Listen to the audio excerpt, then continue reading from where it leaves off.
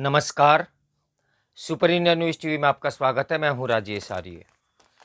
आइए देखते हैं आज का विशेष समाचार। मानवाधिकारों का हनन। कानून की ताकत पुलिस को किसी को बेरहमी से मारने की इजाजत नहीं देती। यह सीधे तौर पर मानवाधिकारों का उल्लंघन है।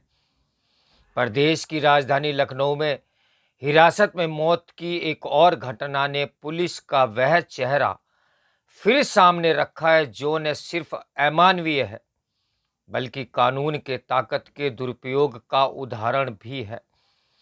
एक माह में ही थानों के भीतर 2 मौतें ये दर्शाती हैं कि पुलिस की कार्यप्रणाली में कोई बदलाव नहीं आया है और बर्बरतापूर्वक पिटाई अभी भी उसके आचरण में शामिल है। इस माह सबसे पहले विकास नगर थाने में एक दलित युवक की हिरासत में मौत हुई थी और अब चिन्हट थाने में एक और युवक ने दम तोड़ा है। सबसे बड़ी बात यह है कि दोनों युवक पर कोई गंभीर आरोप नहीं थे। वे बस पुलिसिया अपसंस्कृति के शिकार हुए। पुलिस का काम पीड़ितों के पक्ष में खड़े होकर उन्हें न्याय दिलाना है। किसी को भी अपराधी मानने का हक उसे नहीं है। कानून की ताकत पुलिस को थाने के भीतर किसी को बेरहमी से मारने की इजाजत नहीं देती। यह सीधे तौर पर मानवाधिकारों का उल्लंघन है।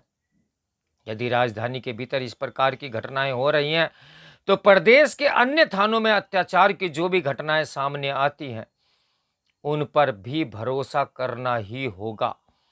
बहुत सारे मामलों में तो गरीब और कमजोर लोग शिकायत करने की भी हिम्मत नहीं जुटाते और पुलिस के बर्बर अत्याचार की नियति मान संतोष कर लेते हैं।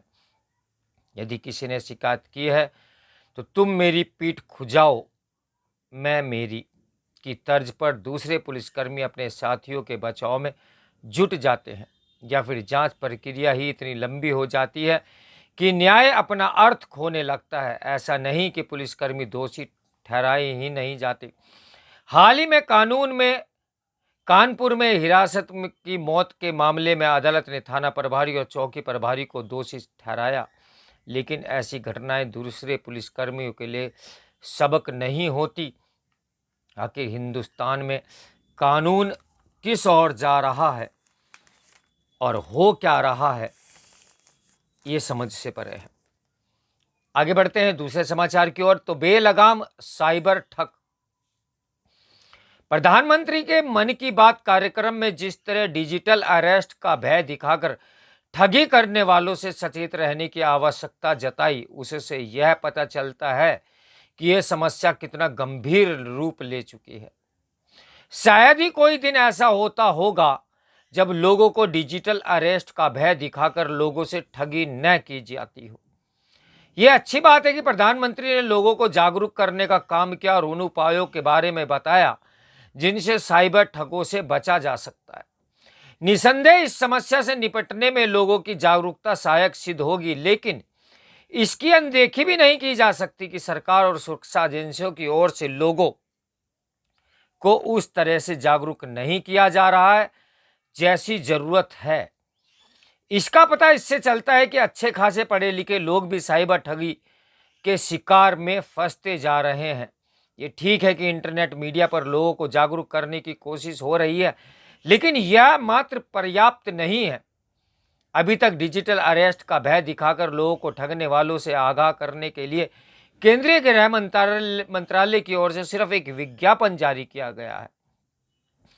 यह समझा जाना चाहिए कि केवल लोगों को जागरूक करने से ही बात बनने वाली नहीं है, क्योंकि साइबर ठग बेलगाम हो चुके हैं।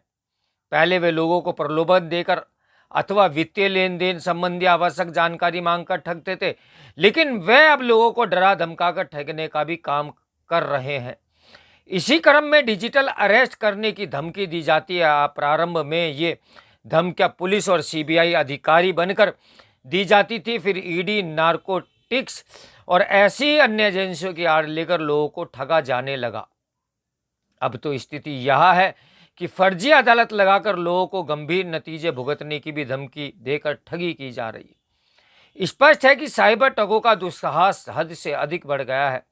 यह इसलिए बढ़ा हुआ है क्योंकि हमारी एजेंसियां उन तक पहुंच नहीं पा रही हैं। यह भी ठीक है कि डिजिटल अरेस्ट का भय दिखाने वाले ज़्यादातर ठग दूसरे देशों के फ़ोन नंबर का इस्तेमाल करते हैं, लेकिन वे देश के अंदर ही सक्रिय होते हैं। उनकी धमकियों से डरकर जो लोग विभिन्न खातों में धनराशि भेजते हैं, वे खाते भी देश में होते हैं। यदि इसके बावजूद सुरक्षा एजेंसियां साइबर ठगों को अपने शिकंजे में नहीं ले पा रही हैं, तो इसे उनकी नाकामी ही कहा जाएगा। साइबर ठगों की बढ़ती सक्रियता डिजिटल होते भारत के लिए और अधिक गंभीर समस्या बने, इसके पहले पुलिस और अन्य सुरक्षा एजेंसियों को उन पर काबू पाना होगा। समस्या केवल साइबर ठगी की बढ़ती सक्रियता की ही नहीं है।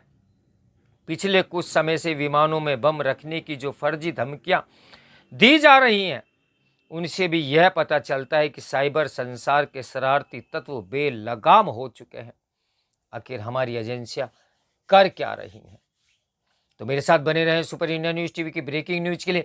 नमस्कार, मैं हूं राजेश आर्य।